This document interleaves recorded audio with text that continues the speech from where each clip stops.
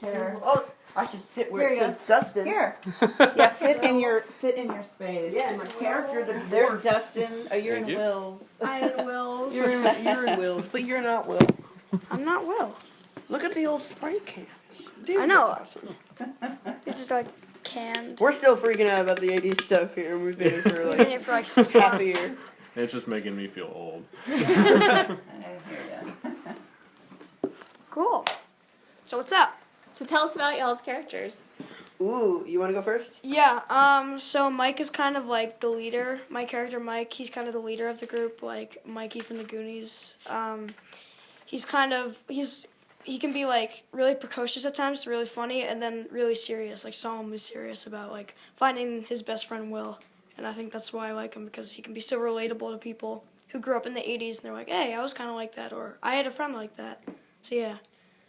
Well, Dustin is a gregarious, foul-mouthed 12-year-old boy, and he's really outgoing, and he's smart, and he's not really brave. He's kind of like, he's a coward at first, but like he really wants to like be brave when he needs to go find his friend, and everyone like kind of has like their own part in the group. Like Mike said, he's the leader.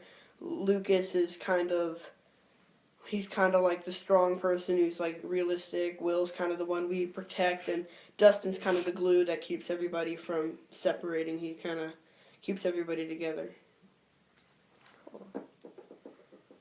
What was your audition processes like? How did you come about the role and go to the parts? Well, my agent emailed me and he was like, "This part is perfect for you," because I'm obsessed with retro, like 80s movies. Like Goonies is one of my favorite movies, and like 16 Candles and like Raiders of the Lost Ark, all those movies. Oh, and so good.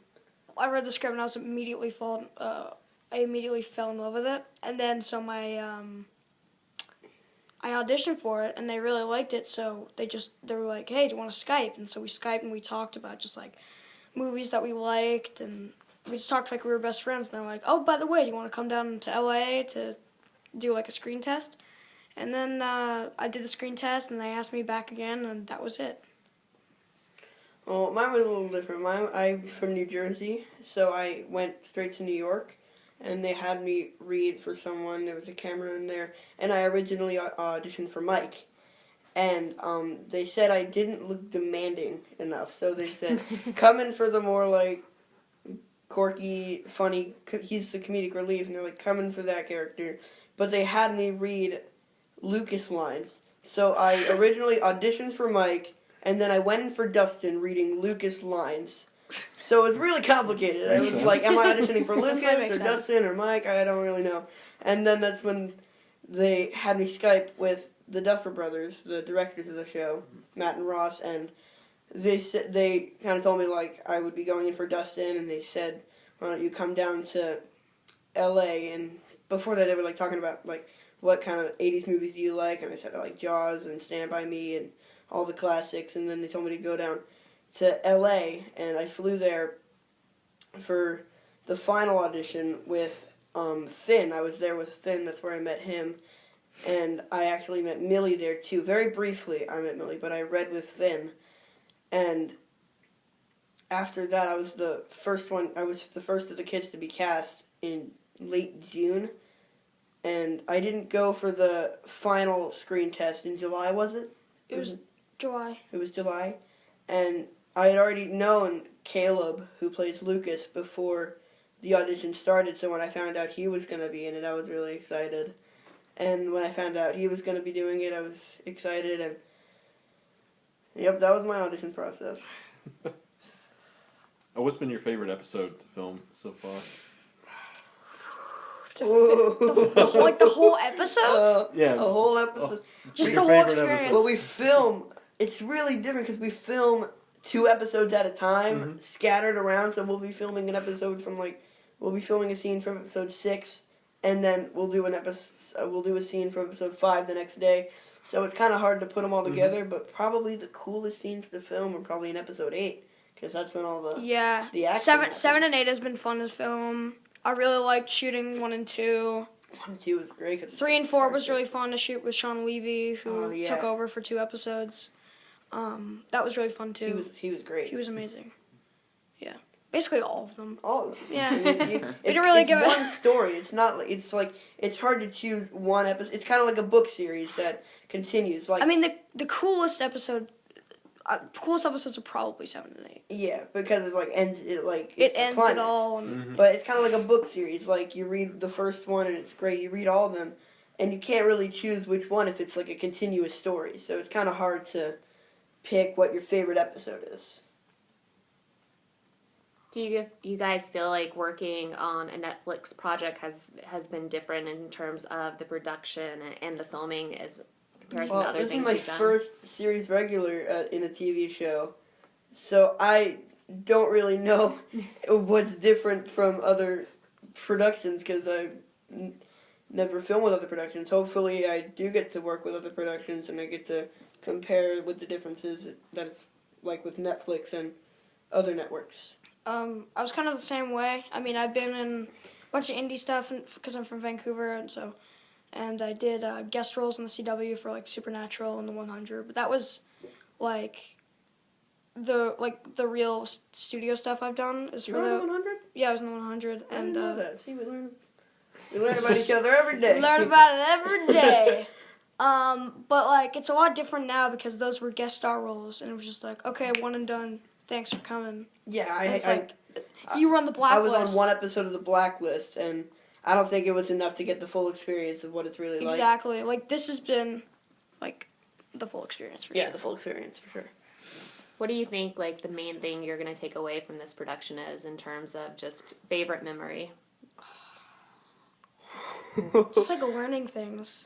Like learning new I learn a new thing every single day about acting, about directing, about producing. Yeah, like when I mean- was at home, I'd do like little movies, and like we wouldn't know how to like change to different shots, and like do like we know like the things you do with cameras now. It's like I learned so much. Like we just did like a little movie thing for school earlier, Yeah. and we're like doing Now stuff we that- know Now we know like what our shoulder shots are, what 2 shot, 2 shots. There's 3 like shot, like raking shot. Like I knew stuff from before because I really want to be a director or a screenwriter when I grow up, and this is like a total boost up for my like future career for being an actor and director and screenwriter because I now know the more I read scripts, the more I learn about scripts, basically. yeah, and it's great to have a good. And the more I listen to Matt and Ross, the yeah, more I. it's great to have a good relationship with the directors and like learn about things you do with cameras and how you direct. It's like I really pick up from Matt and Ross. I Same.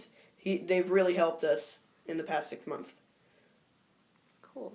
So like when you guys are on set, and are you asking those questions like between scenes? Are you talking to people kind of all the time? Like We just, do you like- know when to bring it up? Yeah, it's like We don't really bring it up. We just start Matt and Ross just start goofing around. Like, sometimes we all goof around between takes. Like, if it's a long camera setup, we just kind of goof around and start talking. And then, it just progresses into like It just 'cause, progresses. Like like you could start talking about one thing and it can be a total different story like 5 minutes later, but like a lot of times we'll pick up on things, and a lot of times we're not even talking to them when we pick up on it. We'll be just listening to what's going just on. stuff, yeah.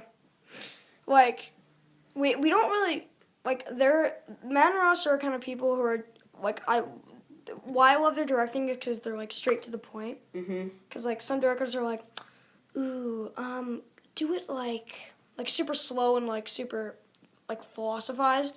They're just like, that sucked. Do it again, but better. They're really Like, super straightforward. upbeat and, like, straightforward. I'm like, okay, I But get they're it still right nice. away. They're nice guys. Oh, yeah, no. Like, they're totally straight to the point that's why we, like, progress so much during the show. That's why we've gotten 8 episodes done in 5 months. Yeah, as such young people, they're really great directors. And they're incredible people. They're incredible people in general. They're just great to work with. It's an honor to work with them. Mm-hmm. Cool.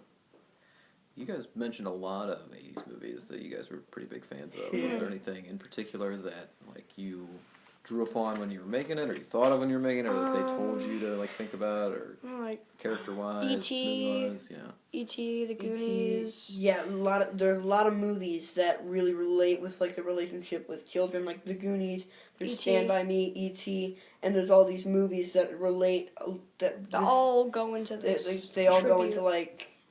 It's Homage. all about like a lot of this is all about friendship, and like there's so many '80s movies that we can watch to really like pick up on it and be like, okay, so that's the tone of the movie. That's like what's going on. It's like that's how you should act. Like that's how like.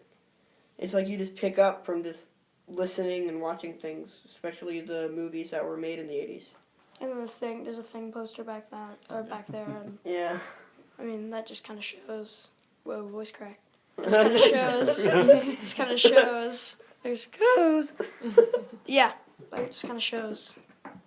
How did you get picked up? Like, how did you get started on those movies? Was it like your parents just showing you classics? Was it your own? How'd you seek No, it them out? was. I started. Combination, maybe. Yeah, I started doing theater in musical theater because of my sister. She's a singer. She's an actress too, and like the only reason I really started doing this, like, thank you, Sabrina, because like she wanted to do acting. I'm like, I want to be like my sister, so I just started acting from there, and I really was like, I'm only gonna do musical theater for the rest of my life. No TV. I'm never gonna do TV. And whenever I get auditions for TV, I'm like, okay, whatever. I got a list, but they're not gonna take me. And then I started doing this. I'm like, oh my god, this is awesome. And so I it's kind of mostly my sister that got me into the acting. the same kind of like it's kind of a dual combination. Like my dad, who's a screenwriter, showed me all these great movies. Like he showed me E.T. when I was like 2 years old, and I just kind of progressed from there, and that's how I found all these movies. And like it was also a combination of my brother, and we'd always watch movies together, and he'd always do like voices, and he'd always want to do skits, and he'd always come up with stuff with me. And I don't think I'd be where I am now if it wasn't for my dad or my mom or my brother, because they all like combined my love into filmmaking, because they all encouraged filmmaking in the house. So Cool. How do you feel your relationships in real life have affected how your characters interact in the series? It really shows when you get along with people that are just outside of the show. Mm-hmm. Like, if you get along with them, it really shows on camera. So it's like, it's best if you really get to know the people. Especially if you want to get along with them, you really should get to know the people. Because it really does, like, if you're friends with someone that you're playing a friend with, it's easy to be friends with them on camera. So it's really important to get along with coworkers. I mean, yeah, we're like best friends like forever now. Forever. So, You sound like an 8-year-old. BFF. BFF. BFF forever. It was true. Like when you work with someone for even 5 like 2 months. weeks, it's like you get like a special bond with them, like that, especially with kids.